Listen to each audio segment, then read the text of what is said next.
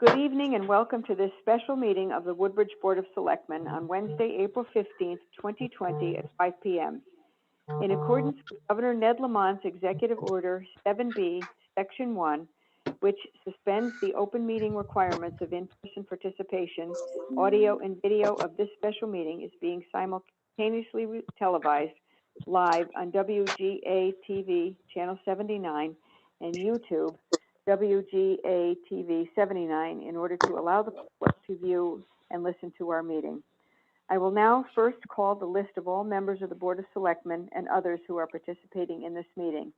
I would remind participants to please mute your phones when you are not speaking to eliminate any background noise, and also please state your name for our listening audience prior to speaking.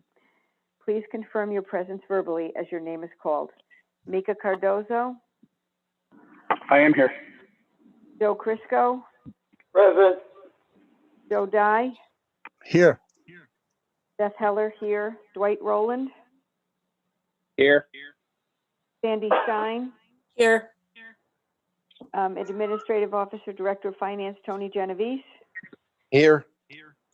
Assistant Administrative Officer, Betsy Yagla. Here. Town Council, Jerry Weiner. Here. And Executive Assistant, Jerry Shaw. Here.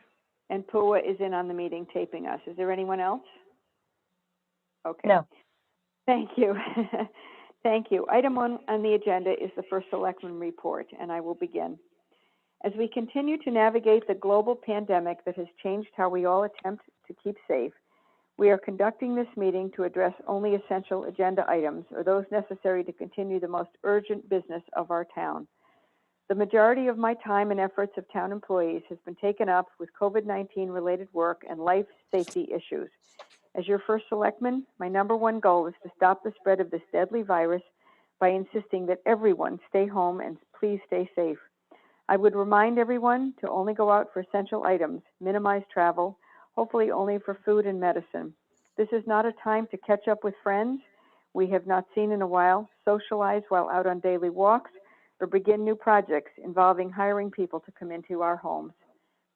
Police Chief Frank Cappiella reported to me as of 4:45 p.m. this afternoon that the total number of laboratory confirmed COVID-19 cases is 67 in Woodbridge. I repeat, 67.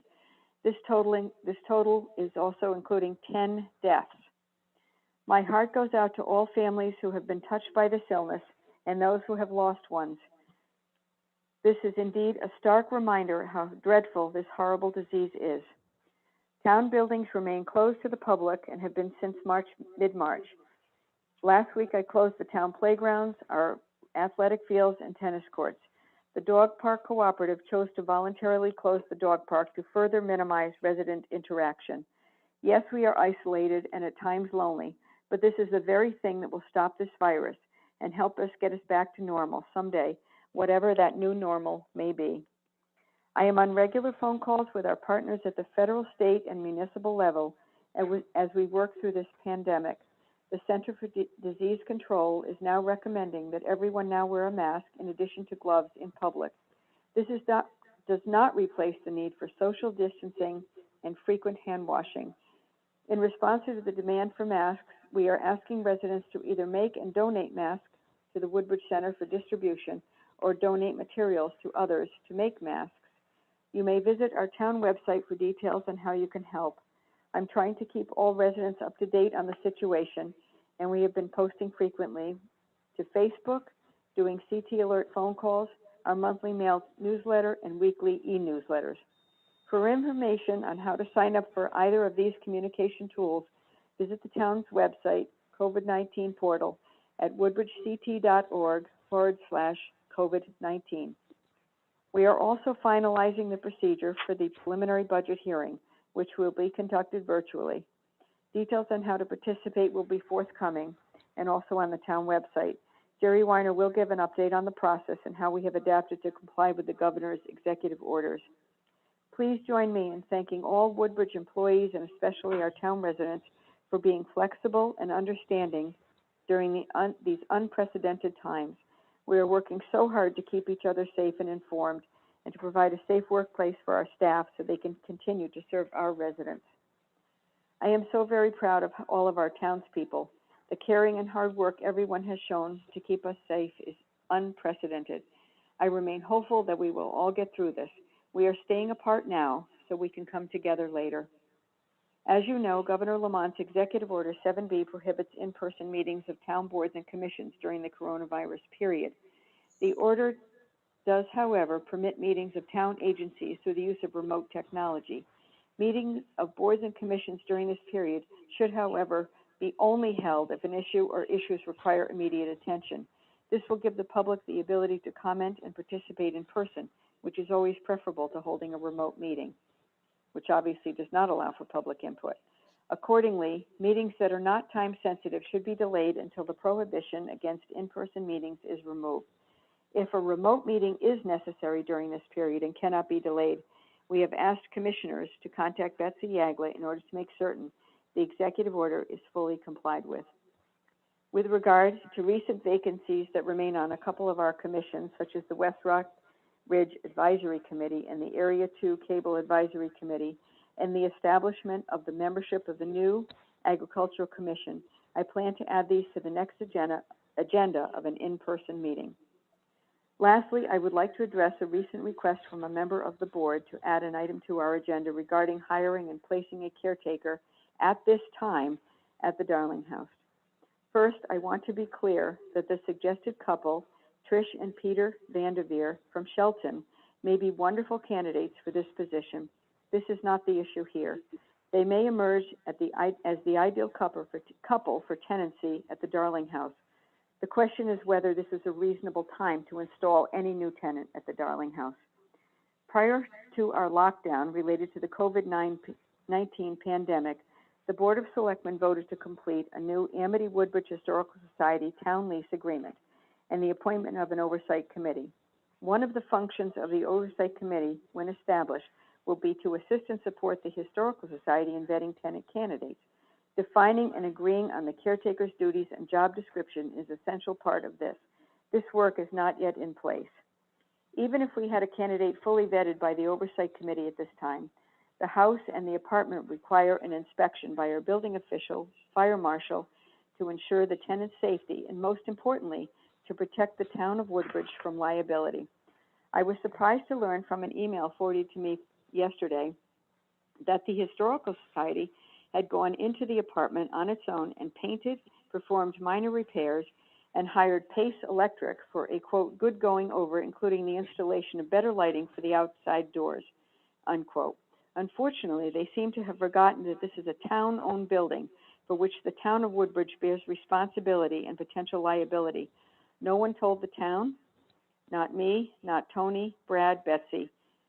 This cannot be tolerated. Yesterday, Town Council Jerry Weiner and I spoke with Historical Society Treasurer Barbara Baldwin at her request. We had a very cordial conversation. She agreed that the society should have notified the town ahead of any repairs that the society was making to the tenant department. Obviously, there may be more repairs that need to be dealt with. I also discussed the reasons why certain things must be in place before we have a lease with the new caretaker tenant. This morning, I was surprised to receive several emails from Barbara Baldwin informing me, and apparently she copied the Board of Selectmen and others, that she had called our building official, Andy Rizzo, our fire marshal, Joe Capucci, and our building maintenance official, Brad Parsons, following our phone call yesterday to set up inspections. She stated in the emails to these folks that I had asked her to do this. Jerry Weiner was on the phone call that I had with her, and he confirmed with me that I did not ask that she do this. Again, this is a town building. The Amity-Woodbridge Historical Society has no authority to request these inspections. As you may recall, following a recent tour of the Darling House and the apartment by members of the Board of Selectmen, there were concerns from board members regarding assessing the need for electrical repairs, suspected mold remediation, and other maintenance prior to another tenant's occupancy. Now that the apartment is vacant, it is the board's responsibility to the town of Woodbridge to do our due diligence, to do a thorough inspection, and to make proper repairs and remediation as needed. Again, as landlords, we, the town of Woodbridge, must ensure the tenant's safety and, most importantly, protect our town from liability. I also received a call today from a resident who was concerned about lead levels in the apartment and the building. Barbara Baldwin also reported through an email that she does not believe, quote, a remediation plan is necessary, end quote. This is the town's responsibility, not the society's.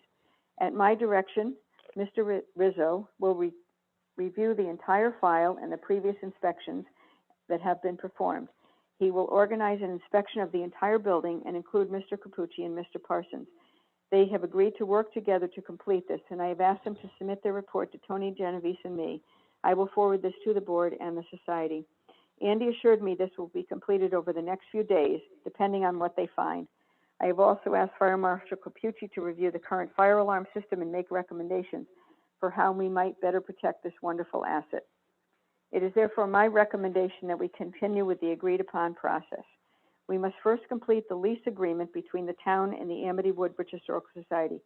Jerry and I have a virtual meeting set up with Tom Levine of the State Historical Preservation Office of the Department of Economic and Community Development for this Friday afternoon. Prior to the pandemic crisis, we were waiting for some language from Todd to add to the lease agreement, which he felt would satisfy the needs of both the society and the town. Over the past few weeks, Todd and Jerry and I were tied up with more pressing matters due to the COVID-19 pandemic. I am confident that with Todd's suggested specific language, this lease agreement will meet the needs of both the Amity Woodbridge Historical Society and the town of Woodbridge, and will be signed by both parties. With the lease agreement in place, an oversight committee will be appointed. A charge for the committee will be developed, which will include, among other things, all the necessary items for a caretaker-tenant agreement. And the further important work of the oversight committee can then begin. Again, most importantly, to protect the town from any liability regarding the apartment, the Board of Selectmen will determine, with inspections and recommendations of various town authorities, such as the building official and the fire marshal, the improvements needed prior to occupancy by a tenant. Those must be completed prior to occupancy. A suitable caretaker and tenant will be installed in the apartment at the Darling House at the end of this.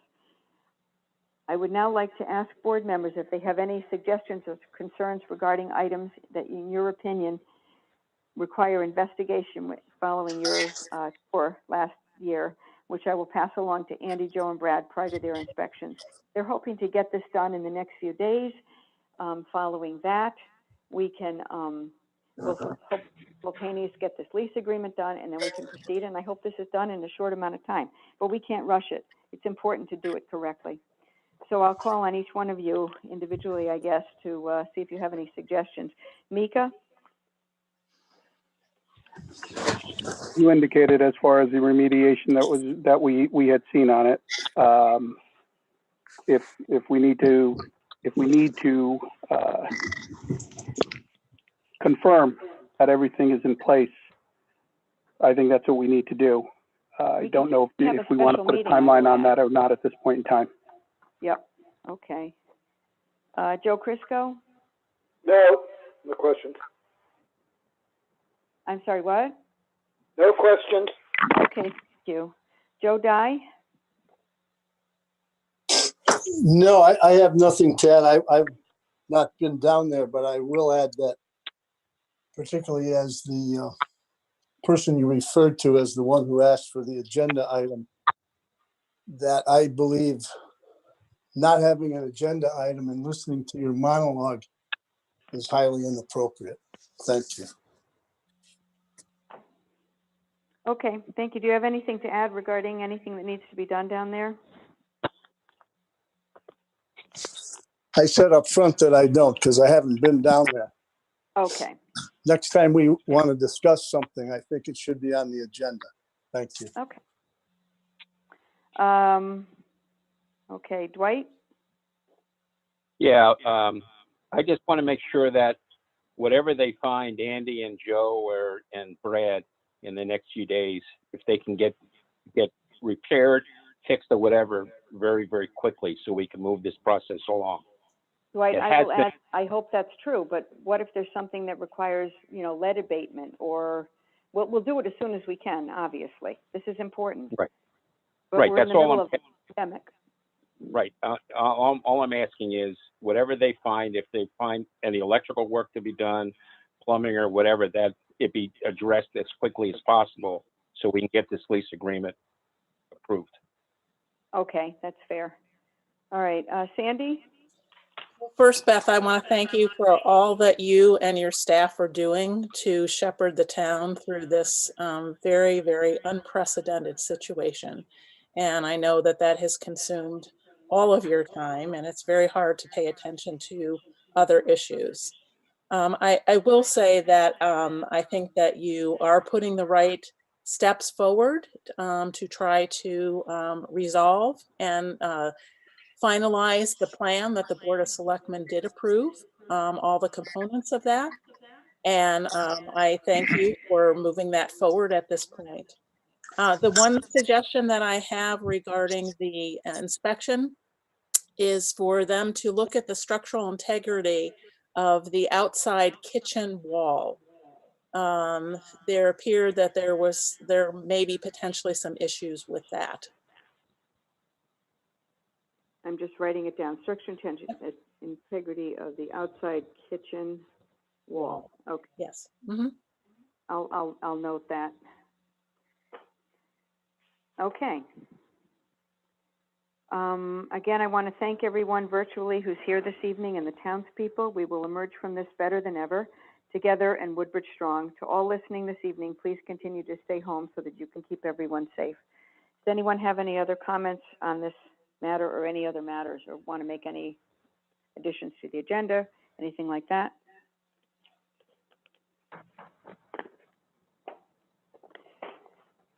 Okay, moving on. Item 2, adopt the state affirmations. You have in your packet several affirmations for approval. One is the ADA municipal grievance procedure. I reviewed it. I didn't find any changes that needed to be made. Sorry. Does anyone else have anything on that one? Nope. Okay. Item Nope. number 2 is the ADA notice. I did notice under the name that Mary Ellen LaRocca and Jeanette are both listed, so I spoke with Jerry about that, and she's going to take out Mary Ellen LaRocca. Great. Anyone have anything? Nope, that's what I noticed as well. Okay, thanks. The affirmative action policy statement, I didn't find any changes there. Does anyone else? Hello? We're here. Okay, anyone else have any changes on that? Nope. Okay, compliance with Title VI of the Civil Rights Act of 1964, I had no changes. Nope. Okay, and then there were 2 Town of Woodbridge conflict of interest policy and the fair housing policy statement. I found a couple of sentences that had a couple little minor, we needed a comma and apostrophe and stuff, so I gave those to Jerry. Did anyone else have anything else to add to those? I just have a question. Did we have this conflict of interest policy in place Tony? before? Is this the first time that we've had this? This is Jerry. This was voted on at a previous meeting. I believe it was last fall. It is in place. Okay, thank you. And fair housing policy statement, anyone have any additions, corrections on that one? And the fair housing resolution, any additions, corrections? Jerry Weiner, can we do these as a pack, or do we have to vote on them one at a time? You can do it as a pack all at once. Okay. Would someone like to make a motion to that effect? So moved. Okay, Second. thank you. I'll make a second. Unfortunately, I have to call everybody one at a time. Mika Cardozo? Aye. Joe Crisco? Aye. Joe Dye? You didn't call for a discussion, but I would like to ask. Sorry. All right. That's okay. I would like to ask, what are we doing with the conflict that's already in place? What's the purpose of this? I'm sorry, the which one? The conflict of interest that was voted on last fall and is in place. What are we voting on tonight? I don't know why we're voting on it again if we voted on it fall. Do you know why we're doing that, That's Tony, or kind of Jerry, or my Beth? question. I don't know. I have no idea. And how many others are the same thing? Any? No, all of these are voted on every April. This one was included last fall. Okay, And the advice I was given was that it should just be included with them and then they'd all be accepted every April and not get dropped. okay, that's a fair enough explanation, but I guess my next question would be that there's no amendments to that then, right? We're just putting it on the same interval. No. Okay, all right. Then I'm a yay. Thank you, Joe. Beth Heller will be a yes. Dwight Rowland, Aye. Sandy Stein. Aye. Okay, thank you very much. They all pass. Let's see, where are we? Item 3, Administrative Officer, Director of Finance, COVID-19 Financial Update. Tony. Thank you, Beth. I wanted to Welcome. provide a quick update to the what we've seen so far as a result of the recent downturn in the economy as a result of the COVID-19. And the biggest impact is our interest rates, as you can probably imagine, which have dropped probably from mid-2s to less than 1%. So that's a significant drop for us and will result in a deficit in interest income at the end of the year. We've also seen slowdowns in building permit revenue, conveyance fees, and rec fees. As you can imagine, we have no rec programs. There's a corresponding savings, however, in expenses because we are not paying payroll to support those programs.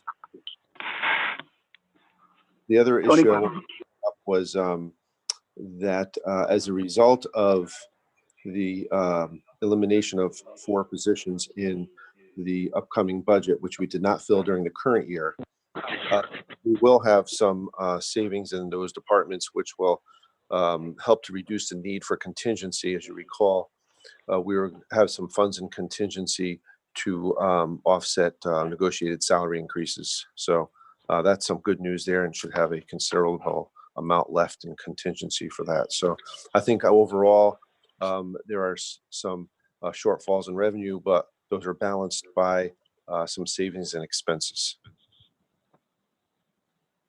So that's Tony, what was the difference in the interest rate again? I'm sorry. So we were at a high of 2.4 and our current interest rate's around 0.8. Oof.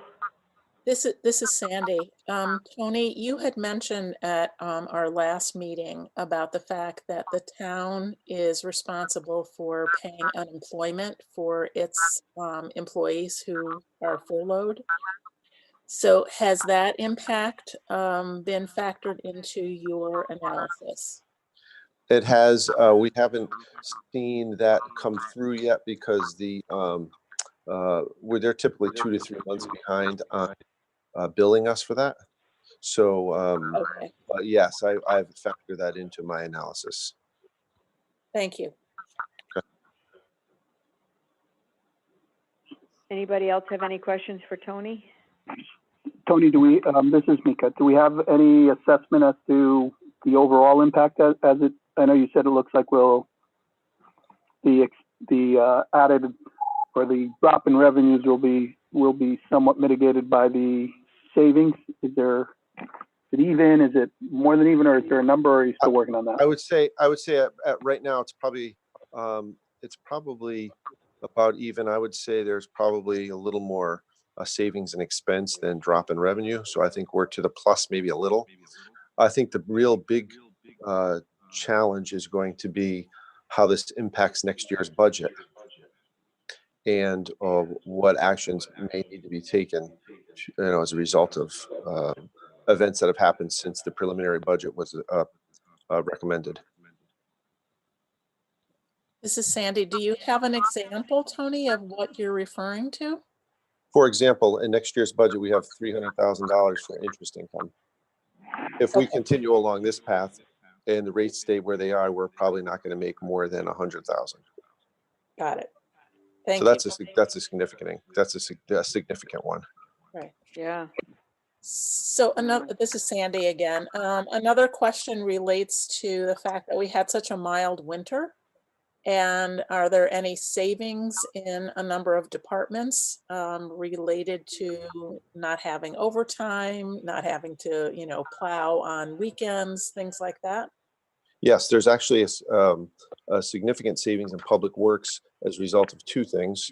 There was a mild winter, as you indicate, and also we have a vacant mechanics position that we did not fill and we removed from the budget. So that's part of the savings that we'll have in offset some of the revenue losses. As I indicated earlier, also the contingency account, which had planned for to be transferred to some of the departments, will not be necessary. So there will be some contingency funds remaining also. Okay. Thank you, Tony. This is Joe Dyke. Tony, do you have this analysis on a spreadsheet or a written form? I have a summary spreadsheet that I keep track of some of the major items as we go through, and I'm keeping track of also expenditures that were as a result of the COVID situation, so that we have the FEMA seminar this Friday. And so we'll learn more about which of those expenses are eligible for reimbursement and how much of a reimbursement. So at some appropriate time, you could put that together and provide that to us. Absolutely. I hope to do that for your next meeting.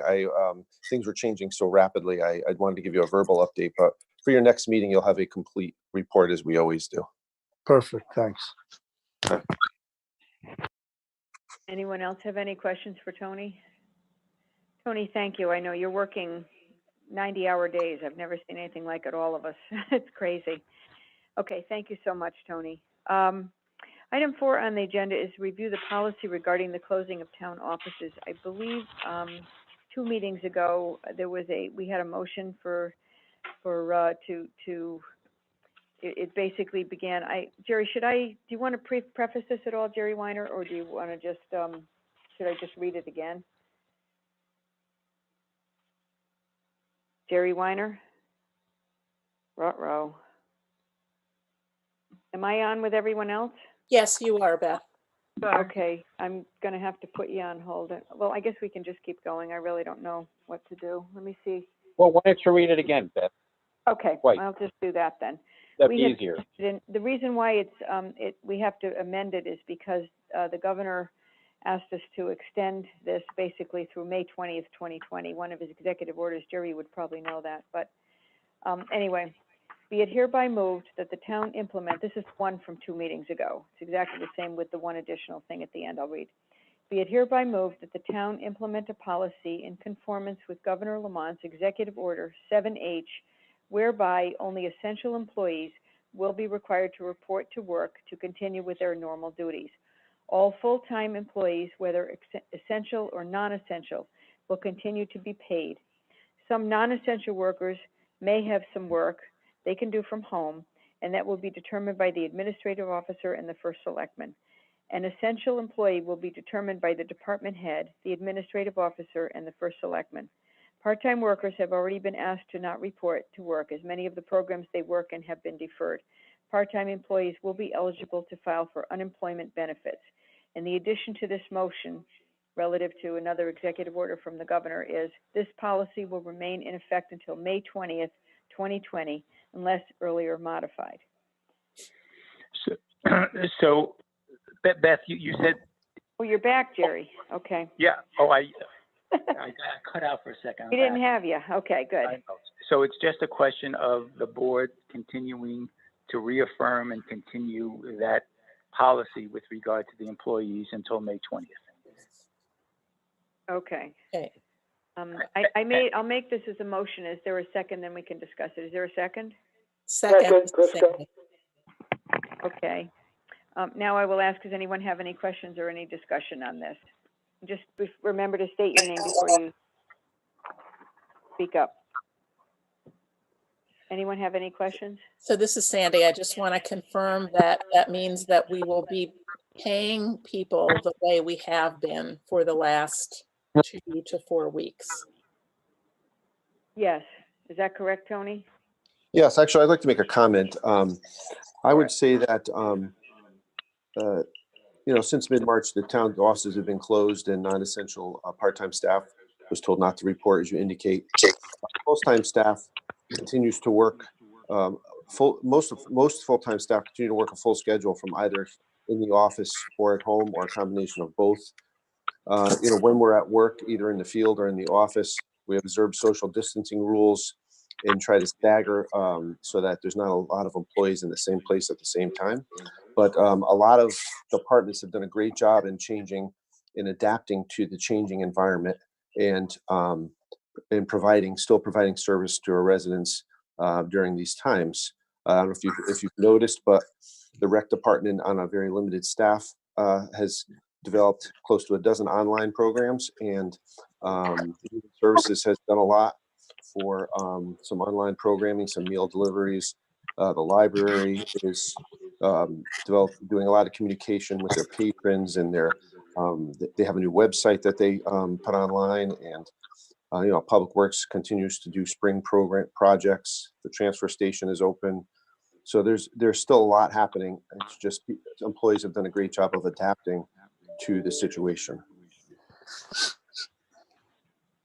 This is Sandy. Thank you, Tony. That was very helpful, and really to give a big thanks to all the employees who are continuing to do this work. Yep. I might add, this is Beth, they are just an amazing group of folks. There are no complaints. It's all just business as usual in a different way. It's wonderful. That's true, Beth. There have been no complaints, and everyone's pitching in and doing what they can to keep things going here. Yeah.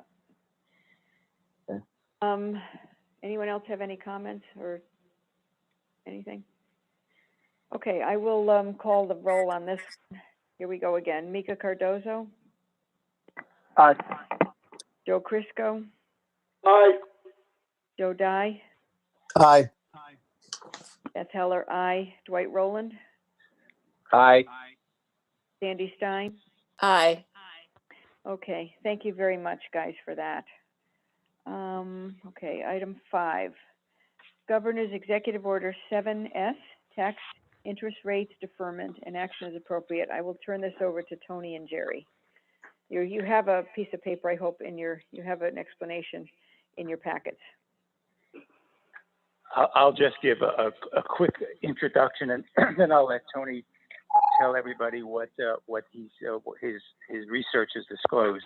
The governor has implemented an executive order which gives the towns and cities until April 25th to make a decision in order to provide some taxpayer relief to its residents.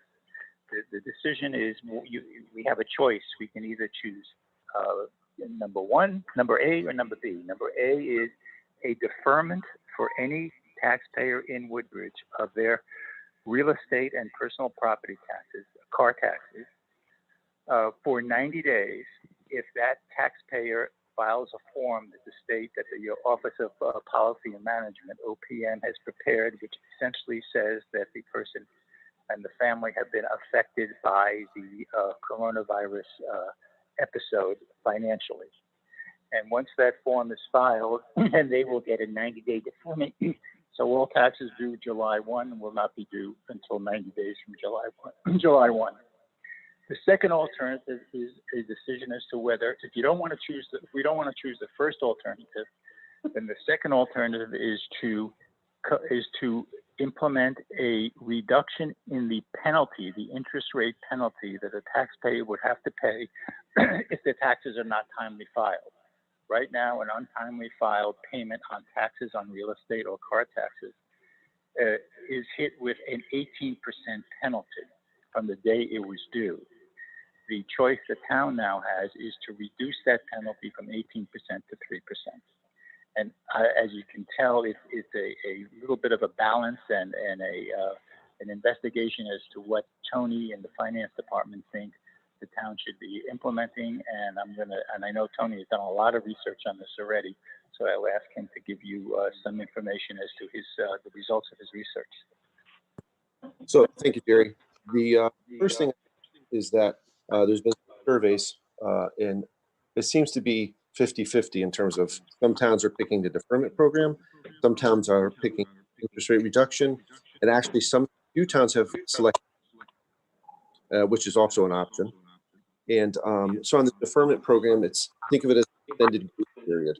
Tony, I'm sorry. I don't mean to interrupt you. This is Mika. But you Sure. seem to have cut out when you were saying a few towns, and then I didn't hear what you said. Oh, okay. A few towns actually have selected both programs, which is an option if you so desire. But so the deferment program is essentially an extended grace period. So the bills are still due July 1st, but instead of having till August 3rd to pay, you have until October 1st to pay. That's essentially the deferment. And the interest, the other thing I want to mention is that this escrow agents are still expected to remit payment. So if somebody escrows the taxes, this would not. Tony means that the escrow, the banks who collect the taxes from the resident and pay the taxes to the town, this program doesn't affect those payers. They have to meet the old schedule and continue to pay. That's correct. Which should be a large portion of taxpayers, no? Yeah, it's a pretty good sized portion, and so that was alleviated our concerns about cash flow issues, right?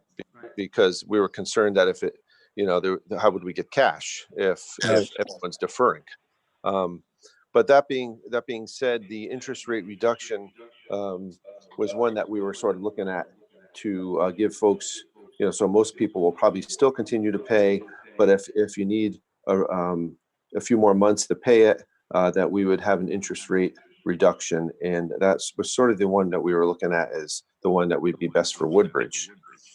The other thing I do want to mention is that the executive order actually starts in March and goes through July 1st. So if somebody is delinquent in their taxes now, say, and they pay all of the taxes that are delinquent before June 30th, then they'll get the time period that's indicated will get a reduction in interest. If it's not paid, then of course it goes back up to 18%.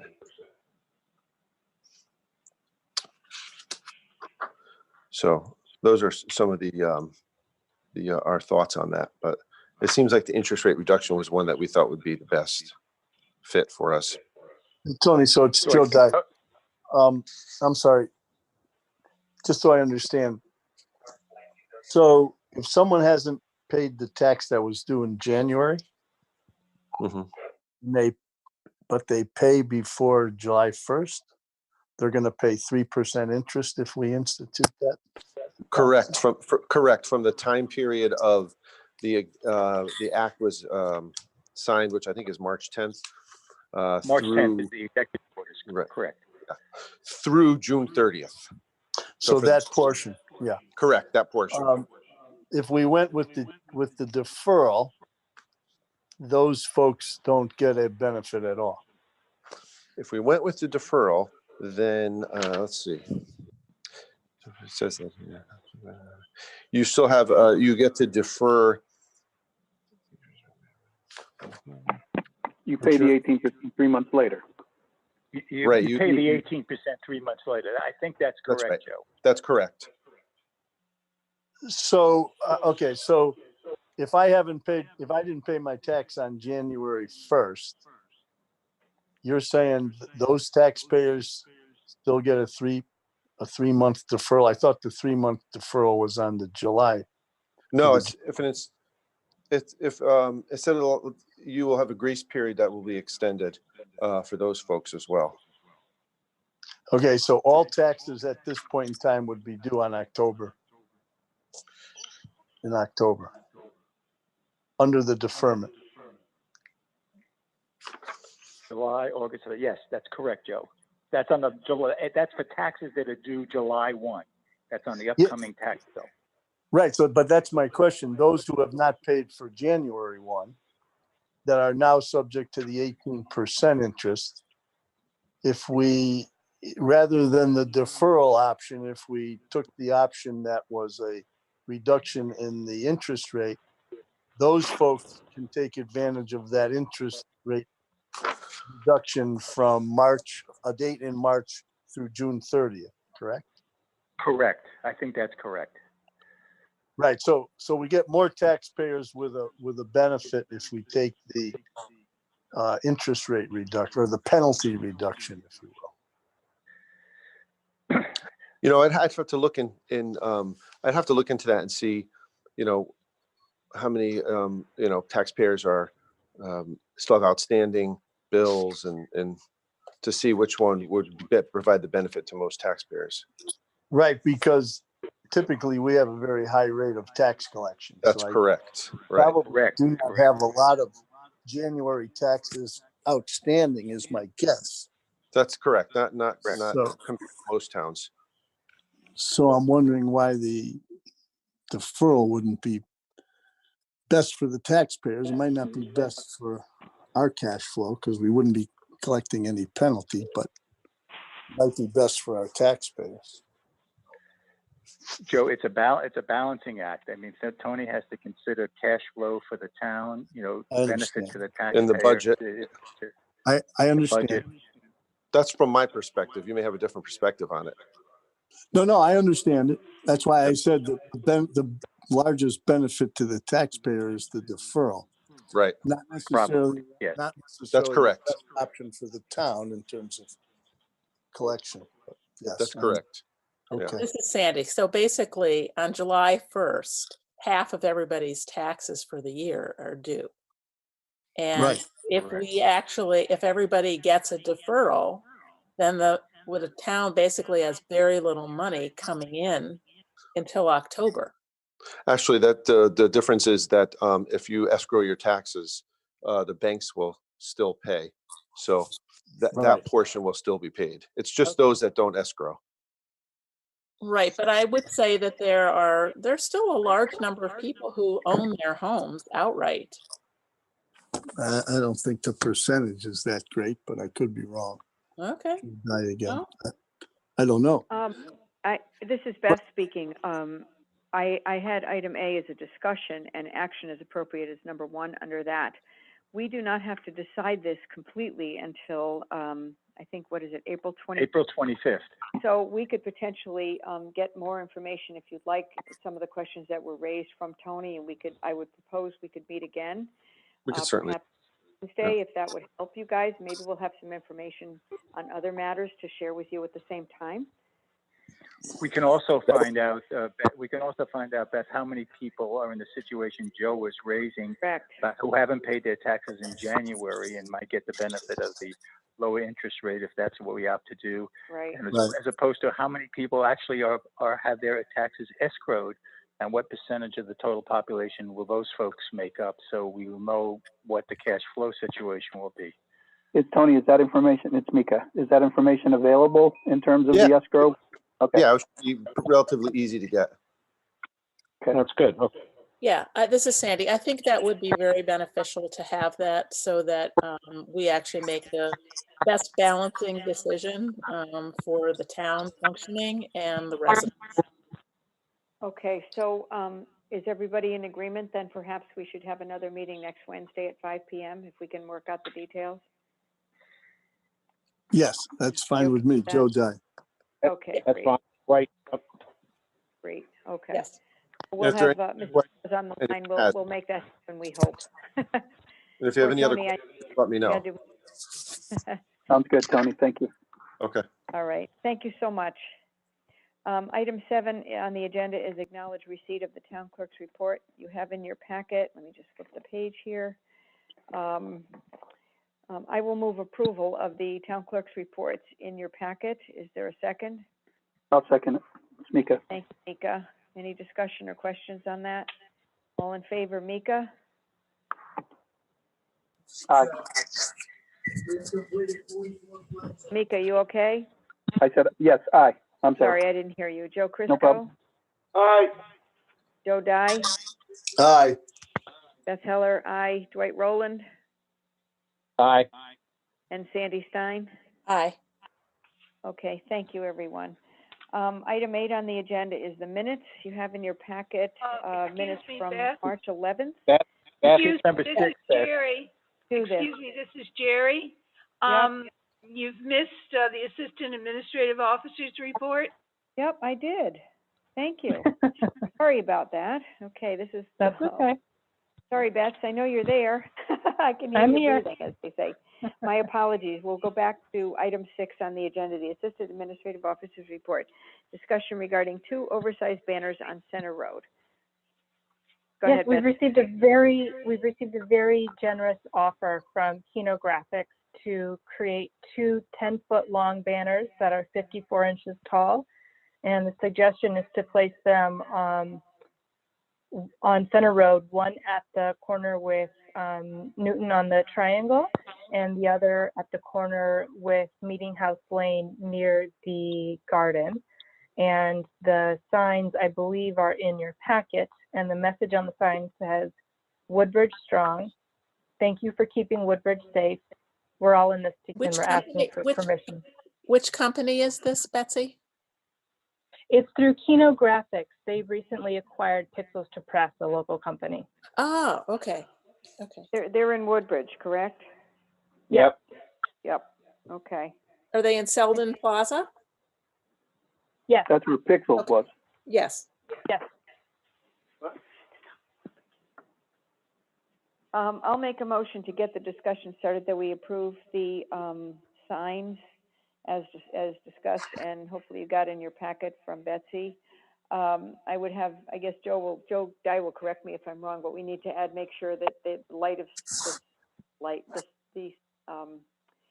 they don't obstruct vision on either side for automobiles. And is there anything else, Joe Dye, I'm forgetting? No, I think, I don't know exactly where we plan to have we put banners in these locations before? We have Yes, one we from have. the library, I think, that goes up, or the book sale or something. Is that Yes, kind of where it should be? yes. then It the would other be one on the triangle, and staff would place it there with, obviously with the concern for not being obstructing view. Right, the sight lines. And then the garden, where the garden club has their garden, I guess, sort of in that area, as I understand it? Yes, yes, But a little bit back so that it doesn't obstruct the traffic or anything. correct. Okay. Okay. So that's the motion. Is there a second? Joe Dye, second. Thank you, Joe. Any questions or discussions further on this from anyone? I think That we is should. very generous of, I'm Yeah. sorry, Go ahead, Mika. Mika, just said it's very generous of the company to do that, and kudos to them, and please extend the thanks. We will.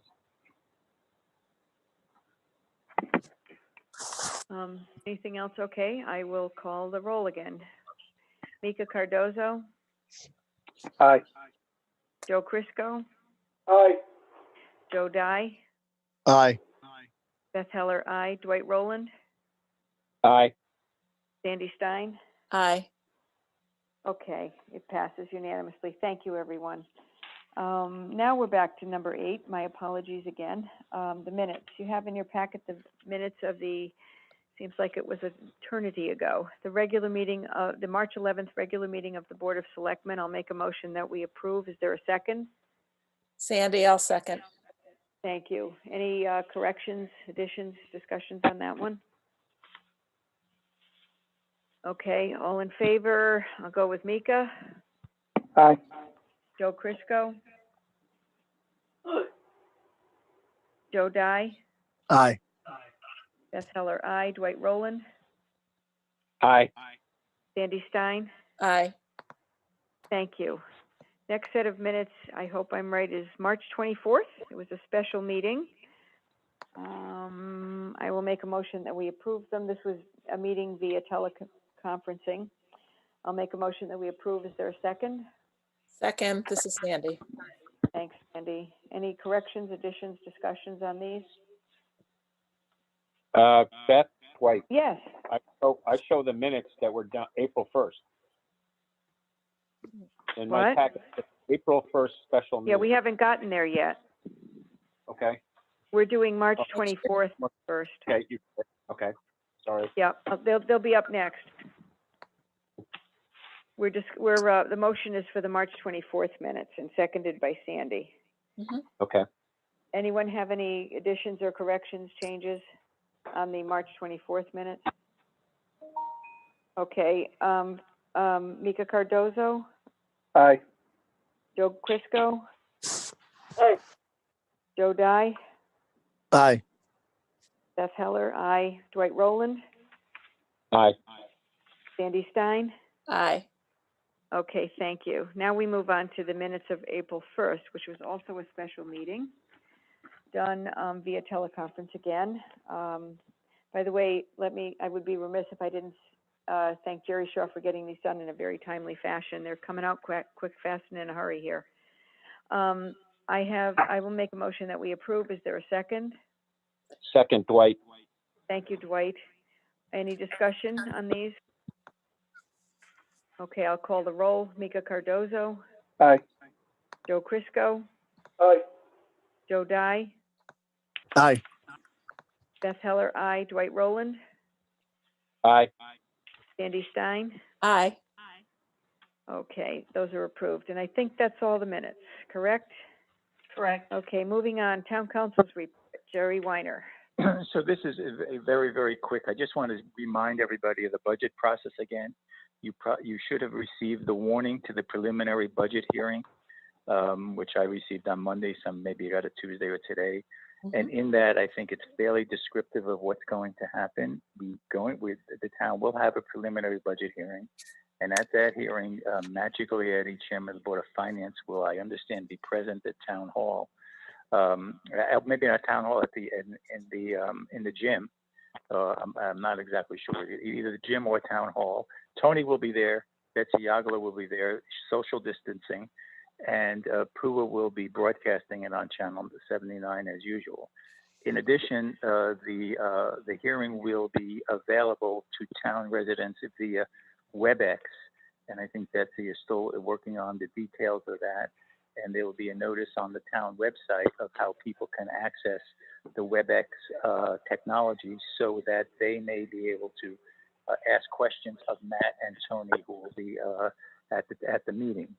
The budget will be gone over just as it always has been, and Matt will be taking questions and making comments on what the budget is. I understand that Beth will also be making a statement about the budget process. Once the preliminary hearing is over, the Board of Selectmen, as you know, is already designated in accordance with the executive order, the Board of Finance, which is the budget-making authority in the town, to establish a budget for July 1, 2020, June 30th, 2021. There cannot be any in-person participation at the preliminary budget hearing or at an annual meeting. So the annual meeting will not be held this year, and after the preliminary budget, the Board of Finance will take the comments made at the hearing and adopt a budget, as well as implementing the mill rate based on what the budget is. That should be the process, and it's totally different than what everyone is used to, but necessary because of the coronavirus situation. So if anybody has any questions on, oh, by the way, there's also something on that town residents can now email questions prior to the preliminary budget hearing to the town about the budget. So at the preliminary budget hearing, Matt and Tony will recite those questions and give answers to the questions as well. Jerry, Joe Dye. Yes, Joe. Just to be clear, you mentioned the BOF will set the budget and the mill rate. They're not going to do that directly after the preliminary on 4/20, are they? No, I don't anticipate. I think they have to have a Board of Finance meeting with an agenda to discuss the preliminary budget Jerry, hearing this is results. Beth. That is, Okay, I wasn't. wait from the Amity Board of Education as well, which I think they're meeting at the beginning of May. So Right. it definitely won't be Exactly. for that. Okay, They that can't set the clears. budget until they have the Amity numbers. All right, great. That clears that up. The other thing is when we approved that, as you know, pursuant to the executive order, we also, I think, had a consensus that we wanted to have a joint meeting prior to the BOF setting the budget and the mill rate. This is Sandy. That is correct. That's in the minutes. Yes, Right, it is. so Jerry And I left that out. I want to make sure that's not forgotten. It is not forgotten. I mentioned it to Matt. Okay, I haven't heard back. I think he was, I did say at the meeting, Joe, and you know this as well, if not better than I, that that's not the normal, that's not the procedure set out in the charter. And I think it's up to the Board of Finance as to whether they want to have the meeting. They're going to, I assume, decide at some point in time and let you know what's going to happen. okay, I remember you, again, Joe, I remember that discussion when we made that motion, and, you know, I guess I respect that position. I wouldn't think that the Board of Finance would reject a request by the Board of Selectmen to have that meeting. If they do, that's on them. Nothing we can do about it. All right. This is Sandy. Okay, well, I think that, I did, this is Beth speaking. I did mention it to Matt, and I think he was going to talk with the Board of Finance members individually, or perhaps at another, I don't know how he's going to do it, but I'm sure he'll get back to us. He does know about it. okay. This is Sandy. I think somehow it needs to be made a little clearer that people will be able to comment and ask questions at the time of the WebEx. So submitting questions in advance is one thing, but they can make comments actually verbally at the meeting. Isn't that correct? The warning, correct, Sandy, the warning that was sent out says that taxpayers interested in listening and or participating in the preliminary budget hearing on Monday, April 20th, should visit the town website to find details for participating in the days leading up to the meeting. Okay.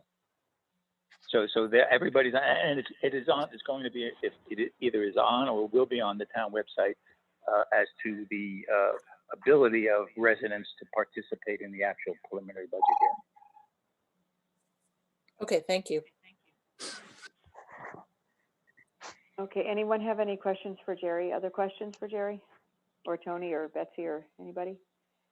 Yeah, this is Anyone Dwight. have anything else to add to the meeting? That's Dwight. Yeah, hi. I just wanted to say, will the heads of all the, like the fire commission and everybody be on the call on the 20th in case there's a question that's asked about their specific budget and maybe Tony or Matt can't address? So we don't have to then maybe go back and re-answer it. Dwight, that's a very good question. I had a department head meeting yesterday and spoke with each department head that was there, and the two that weren't, I also called them and reminded them they must be present. It is mandatory that they attend the meeting virtually. Oh, They okay. I won't be just all wanted there to answer specific questions about their specific budgets. right. I just wanted to make sure. Thank you. Thank you. Joe Dye, just a quick question, I think. Since we all know there is no annual meeting, there will be a duly noticed Board of Finance meeting, as Jerry just mentioned, to set the budget and the mill rate. Do we anticipate the same process, that being held via WebEx, where the public can ask questions at that meeting? So Joe, for that meeting, that would be a regular meeting of the Board of Finance to adopt the budget.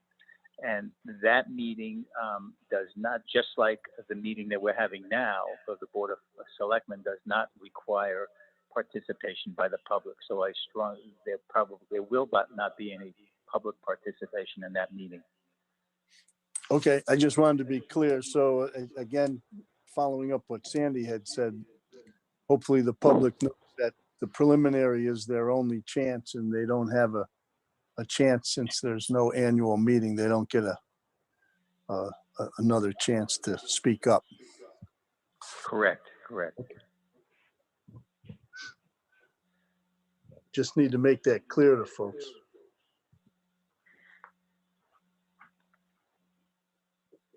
Okay, thank you, Joe.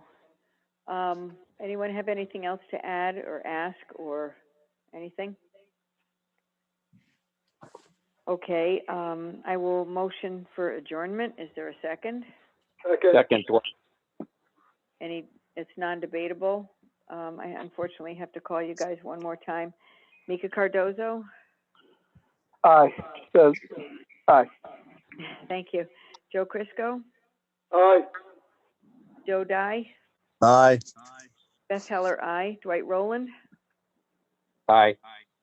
Sandy Stein, aye. Aye. Okay, I want to just thank everyone for joining us tonight again. If you've joined from television land, thank you. I will emphasize again, the numbers are going up. It's very important that we emerge from this together and stronger. Please continue to stay home so that you can keep everyone safe. Thank you all and have a good night. Thank you.